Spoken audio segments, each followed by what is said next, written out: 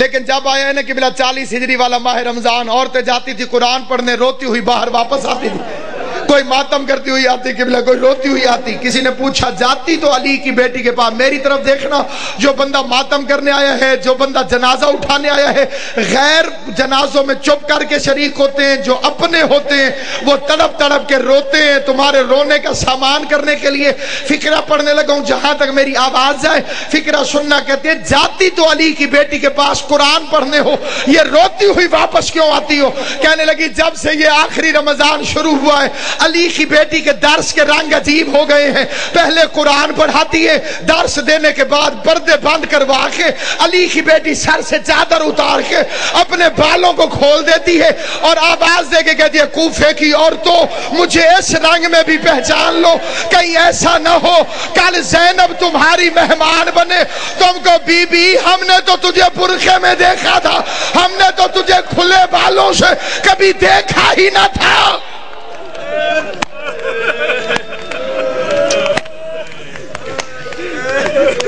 ہم نے تجھے کھلے بالوں سے کبھی دیکھا تو تجھے پہچان۔ ایک رات آئی جس میں امیر المومنین نے پردہ کروا دیا، بڑی غربت کی لمبی داستان ہے۔ علی جیسا شریف باپ، زینب جیسی باحیا بیٹی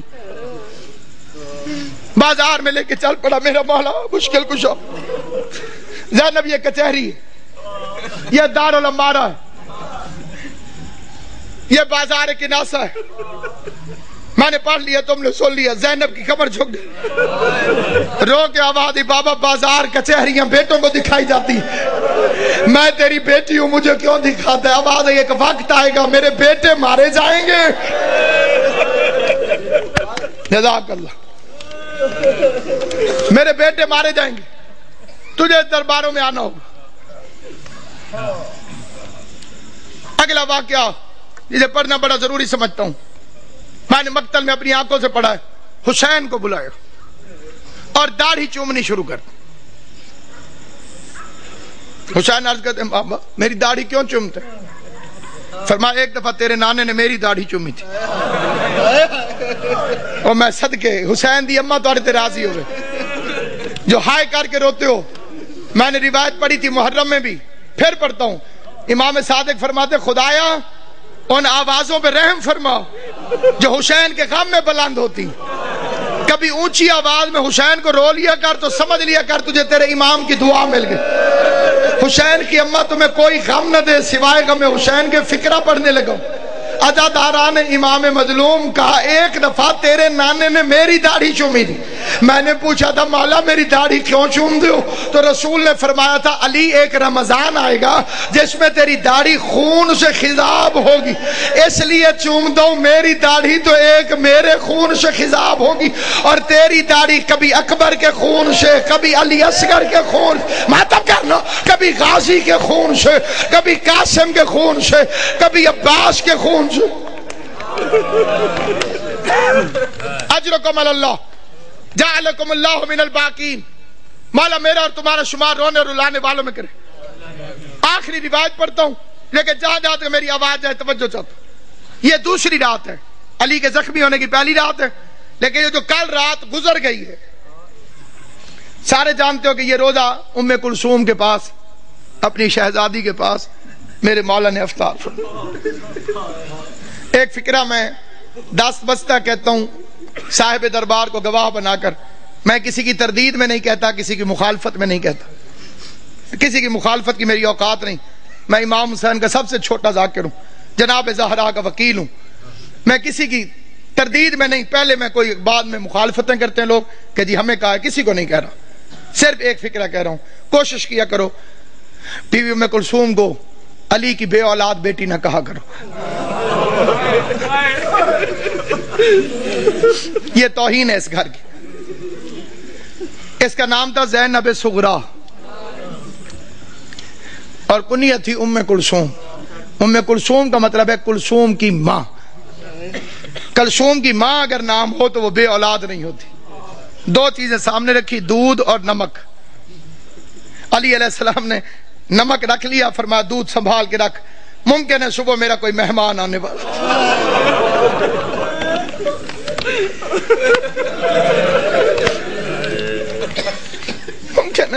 میرا کوئی مہمان مجھے شربت پلانا پڑا. ہائے کر لو گے جو تمہاری اپنی مرضی ہے. میں بڑا رویا تھا جب میں نے یہ روایت پڑھی تھی. ساری اولاد کھڑی تھی علی کی. جب زخمی ہوا نا میرا مولا, ساری اولاد کھڑی تھی. ایک ایک کا چہرہ دیکھتے دیکھتے علی کی نظر عباس پہ رکی. عباس میرے قاتل کو شربت پلاؤ.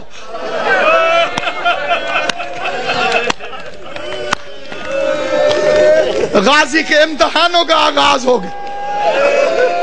عباس کے امتحانوں کا آغاز ہو گیا.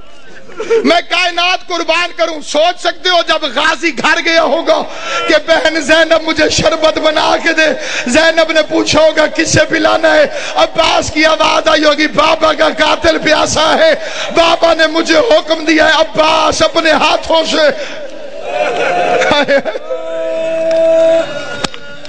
ہائے کریم, ہائے کریم. کل کی رات کی ایک روایت پڑھتا ہوں جو کل کی رات گزری ہے جب امن تھا علی کی بیٹیوں کے گھر. آج کا دن تو بڑا بے چینی سے گزرا ہے. تم نے افطار کیا ہے, سحری کا انتظار کر رہے ہو. علی کی بیٹیاں بس نمک چکھ لیتی تھی روزہ ہو جاتا, نہ روزہ چھوڑ سکتی تھی نہ بابا کا غم چھوڑ سکتی. فکرہ پڑھتا ہوں میں, فکرہ لے کے فکرے پر کوشش کرنا کہ تمہارے آنسو آ جائیں. آنسو نہ آئے تو ہائے ضرور کرنا. بھائی عمران شاہ جی میں نے مقتل میں پڑھا ہے سارا دن برقعے کے اندر پردے کے پیچھے اپنے گھر میں باپ کو چھپ چھپ کے دیکھتی رہی. کوئی تو سمجھے گا میرا فکرہ. سارا دن بی بی زینب برقعے کے اندر پردے کے پیچھے, گھر کے اندر برقعے کے اندر پردے کے پیچھے, برقعے کے اندر پردے کے پیچھے. کبھی کبھی عباس سے پوچھ لیتی تھی بچ تو جائے گا میرا بابا, بچ تو جائے گا.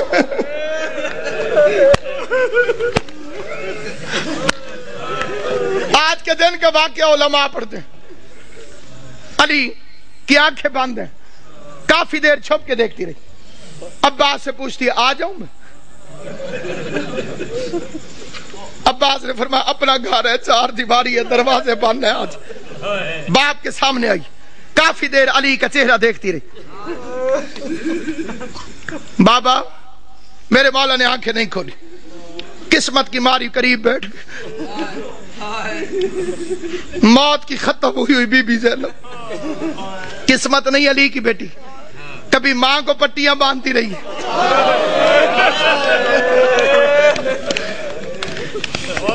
باپ کا زخمی سر میری شہزادی نے اپنی جھولی میں رکھو. چہرے کو دیکھ کے ایک فکرہ کا دیکھ کے کہتی ہے بابا ساری زندگی تیری خواہش تھی میں تیرے سامنے آ کے باتیں کروں. بابا میں شرم کے مارے سامنے آ نہیں سکی. بابا پردیس میں مجھے جدائی نظر آ رہی ہے, آنکھیں کھول, میری خواہش ہے مجھ سے کچھ باتیں کر. بابا آج میرا دل کرتا ہے آنکھیں کھول, آنکھیں کھول. علی نے آنکھیں کھول کے جو فکرہ کہا ہے وہ فکرہ سنو گے. آنکھیں کھول کے کہو میری لائق بچی, میری ایک آخری خواہش ہے پوری کرے گی. آواز دارین کا والی بابا تو حکم کر, زینب کی جان واری تجھ پر. آواز زینب ایک دفعہ مجھے صرف چل کے دکھا دے, تو چلتی کیسے. ادھر بی بی زینب نے چلنا شروع کیا. آواز حسن حسین بہن کا ہاتھ پکڑو, حسن حسین بہن کا ہاتھ پکڑو. چیخے مار مار کے میرا مولا حیدر کرار رویا. علی کے قریب آ کے حسن کہتے بابا چیخے مار کے کیوں روتے ہو. آواز روتا اس لیے ہوں جو علی جیسے باپ کے سامنے اپنے گھر کے اندر نہیں چل سکتی. 9 لاکھ شرابیوں کے مجمع میں شام کا بازار ہوگا, زینب عالیہ ہاتھوں میں ہتھکڑیاں, بال کھلے ہوئے, اور کائنات ختم کیوں نہ ہو گئی. بے غیرت شراب پی رہے تھے, ڈھول بجانے والے ڈھول بجا رہے تھے. آواز آتی تھی تماشا دیکھو حیدر کرار کی بیٹیاں. جب کہوں گا پھر زیارت آئی. حیدر کرار کی بیٹیاں, شاہ ابرار کی بیٹیاں. آج بابا لیتا ہے, کل ساتھ نماز میں تھا. کل کی رات کی بلا لیلۃ القدر کا آغاز. مومنوں کے گھروں میں بڑی عبادت ہوتی ہے تو امیر المومنین کا گھر تھا. جنہیں لیلۃ القدر کی عبادت معلوم ہے, جو اس سے مستفید ہوتے ہیں, ان خوش نصیبوں سے میری التماس سے وہ میری حمایت کریں گے. علی کی بیٹیاں قرآن سر پہ رکھ کے بے کہ یا اللہ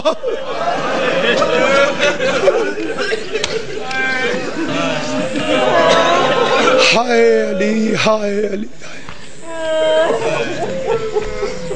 میں کہا یا اللہ، میں کہا یا اللہ، کہ یا اللہ.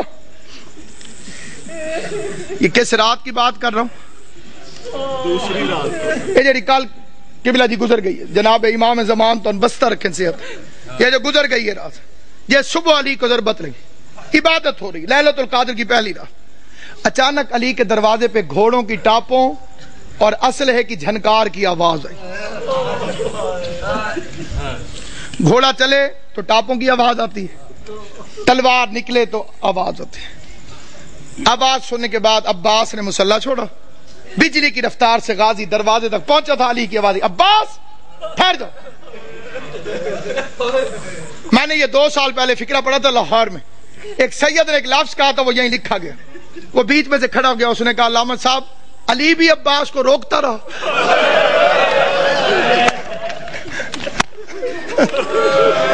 آج رقم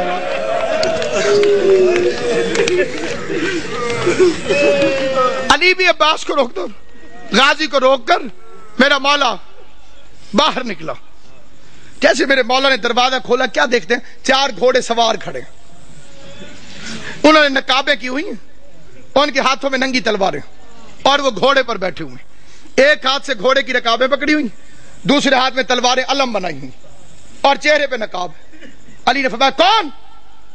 انہوں نے پھرتی سے زین چھوڑی، تلواریں نیاموں میں ڈالی، علی کے قدموں پہ ہاتھ رکھا. کسی نے ہاتھ چومو، کسی نے پاؤں چومے. پہلے کی آواز مولا میں عبداللہ ابن عفیف علی کا صحابی تھا. دوسرے کی آواز مولا میں حذیفہ یمانی. تیسرے کی آواز مولا میں ابراہیم ابن مالک اشتر. علی فرماتے ہیں آرام اور عبادت چھوڑ کر آدھی رات کو میرے دروازے پہ کیا کر رہے ہو؟ آرام اور عبادت چھوڑ کر آدھی رات کو میرے دروازے پر کیا کر رہے ہو؟ یہ اگلا فقرہ یاد رکھنا، علی کی شہادت میں تمہیں ہمیشہ یاد رہے. عبداللہ ابن عفیف مولا کا صحابی، وہ کہتا ہے مولا جب سے یہ رمضان شروع ہوا ہے تیری تقریروں سے ڈر لگ رہا.